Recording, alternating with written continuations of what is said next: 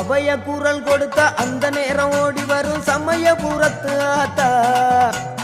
அபய குரல் கொடுத்த அந்த நேரம் ஓடி வரும் சமயபுரத்து ஆத்தா. அம்மா அருள்மிகு சன்னதிக்கு ஒரு முறை வந்தாலே துன்பமெல்லாம் பறந்துடுங்க ஆத்தா. அம்மா அருள்மிகு சன்னதிக்கு ஒரு முறை வந்தாலே துன்பமெல்லாம் பறந்துடுங்க ஆத்தா.